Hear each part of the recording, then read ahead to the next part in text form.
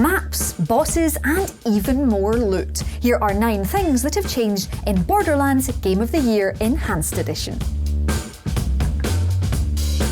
Borderlands is officially back in our lives. We know we're getting Borderlands 3 later this year, and even a board game, or Borderlands game if you prefer, but the most immediate and exciting news is the remaster of the 2009 original. Released back in 2009, Borderlands is the game that popularised the looter-shooter. It might lack the flair of its modern competition, but it makes up for it with guns. Lots and lots of guns. And while it's worth playing in its own right, the remaster comes with numerous upgrades, from aesthetic benefits like graphical updates to more helpful tweaks to stop you selling your favourite weapons. Here are 9 things that are new and fresh for the cel-shaded classic.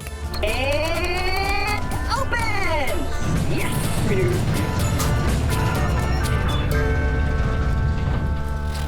In what's probably the least surprising thing in the history of remasters, the first change you'll notice will probably be how the game looks. And it looks lovely.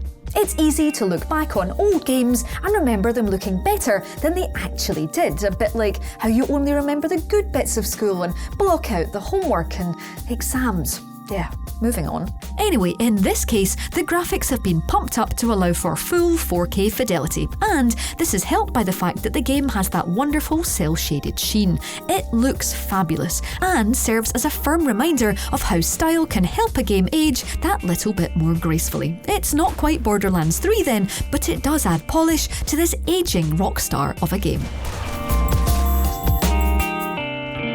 And on a related navigational note, the mini-map comes with a compass that can help you find your north from your south, your east from your west, and your objective from the closest vendor.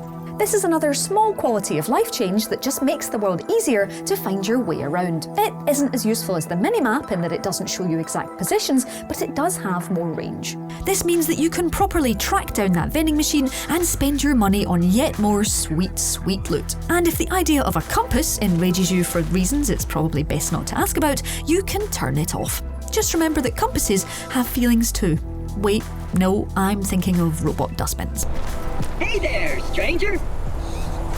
If helpful sliders and increased visibility are your jam, I've got more good news. You can now adjust your field of view. This is another one of those little tweaks that fans have wanted for ages, but had pretty much given up hope on. Well, ask and you shall receive. Well, if what you want is a slightly different view of a cel-shaded world, that is. You can now look at the world as though viewing through a fishbowl instead of just feeling like you're a sentient, low-tier webcam. The slider is a great way of making sure that you can find the field that suits you too. Never feel like you need to max out the FOV slider just because it's there. Bigger isn't always better. But even so, you should have a mess around because the different settings can change how the game feels when dodging bullets and trying to work out exactly who is trying to kill you.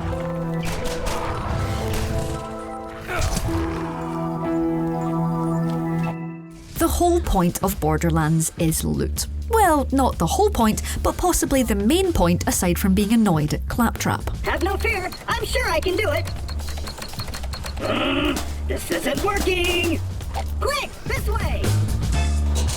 It was always immensely fiddly and slightly annoying to have to collect the ammo drops, cash and health pickups by hand like some bargain basement loot sweeper. But more good news, you now have a concealed loot vacuum for all your gear grabbing needs. When running around, you will now automatically grab any of these items merely by passing by. If you can hold it, you will now suck it up. This doesn't apply to equipable items because they take up inventory space, but not having to sweep the ground to stay stocked up is a blessing. You can now just unleash carnage, then casually stroll through the aftermath, refilling your ammo reserves and your wallet as you go. If only life worked in the same way. Where did I leave my keys? Have you ever gone to a shop and accidentally sold your favourite shoes to the person you're buying tomatoes from? No? Well, stay with me. I promise I'm going somewhere with this. Well, in the Borderlands of old, that's something that could feasibly happen, assuming you could both, sell shoes and buy tomatoes. But anyway, now you can now lock weapons so you don't sell them by mistake. Just pop into the menu, hit that little lock icon, and that item is safe. This applies to anything that you can equip, so this is great for anything that's above your level, or maybe just a favourite weapon that you can't bear to let go of. We've all been there.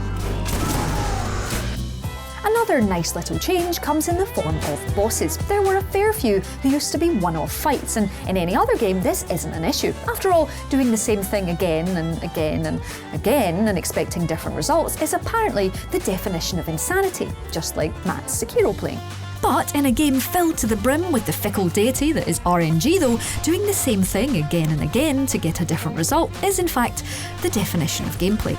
And you can now farm the bosses in Borderlands for the weapons they drop. This means you can revisit the homes of previously one-off fights and just go to town on them like a magically reappearing bowl of ice cream. Truly, this is a golden age. You woke the wrong dog. Ah, yeah! So big. And on the subject of all things golden, how about we discuss shift codes? Put simply, shift codes give you high-end weaponry that's the same level as you are when you open that wonderful golden chest. This means that you can always be at the very tip-top of the power curve for your current level.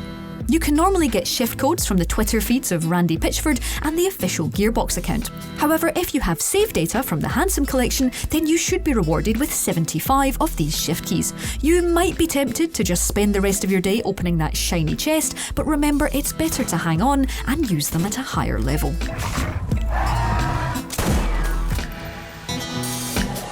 Given that there are billions of guns in the game, it may seem a little cheap that there are only 6 brand new ones to get your vault hunting hands on. But these 6 are all unique and legendary weapons. Weapons like the Clipper and TK's Wave that have unique effects and abilities are the ones that make the guns in Borderlands so memorable.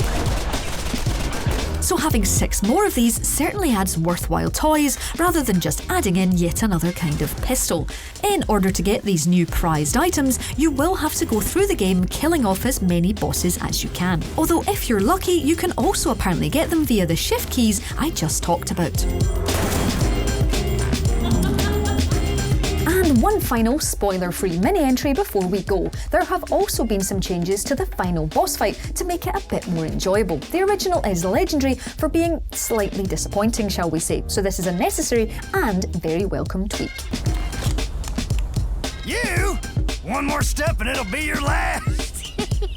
So there you go, 9 crucial updates that make a brilliant game even better. Let us know if you're going to go back into Borderlands Game of the Year Enhanced Edition, give this video a like if you love a bit of looty, shooty fun, and remember to subscribe to the channel for more videos just like this one. And if you are already subbed, you can make our day by smashing that notification bell so that you know when our next upload lands.